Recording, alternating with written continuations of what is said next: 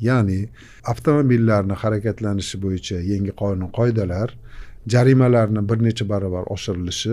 Metroni ahvoli rasvo, jamoat transportining ahvoli rasvo, yo'l infratuzilmasining ahvoli rasvo bo'lsa, ya'ni biz pryanikni bera olmasak, nima uchun biz faqat qamchi urishimiz kerak? Xuddi qo'y haydagandek o'zini avtoturargohiga haydashi bu qanchalik darajada foydali bo'ladi? Soliqlar va yig'imlar adolatli bo'lishi kerakligi to'g'risidagi norma kiritildi. Adolat deganda birinchi ijtimoiy adolat tushuniladi. Adolat. Endi qarang, buni yig'im dedik. Men bekorga bu yig'im demadim. Agar bu yo'q, bu soliq emas, bu yig'im emas bu desa, unda to'lamay qo'ya qolaylik.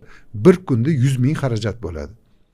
3 million oylik 2 million 600 ming so'm faqatgina avtoturargoh uchun to'lashga. Bizda shunchalik oyliklar yuqorimi? Jamiyatga men xizmat ko'rsatuvchi uskurmaman, institutman. Emas. Bizlarda hozirgi xatti harakatdan ko'rayotgan bo'lsangiz, jamiyatni shilish g'oyasi ostida. Ikkinchidan, bu o'ziga xos nepotizm va korrupsiya holatlarini birinchi qadami. Ya'ni har doim aytamanki, byurokratiya bu korrupsiyani akasi yoki ukasi deymiz. Men aytganim bo'ladi. Men aytganimni qilasan. Qanday qilib bo'lsam shu ishni qilasan. Qonunda yozilaveradi.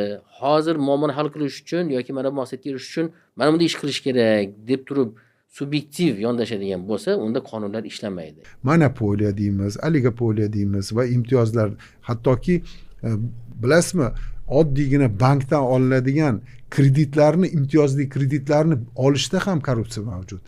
Borgan biz oldim, Bobur aka shunda aytmasam bo'lmaydi. Mana hokim buva degan so'zni sarkazm bilan ishlatdingizmi?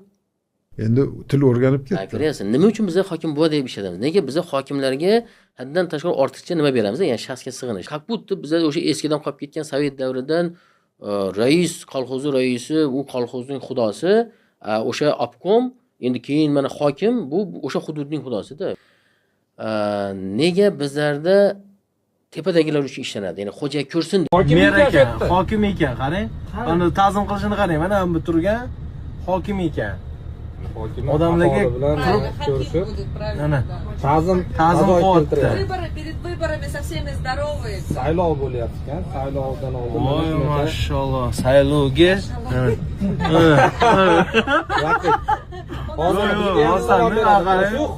Aholiga mana hokim turib, mana ta'zim qilyapti. Sensatsiya bu.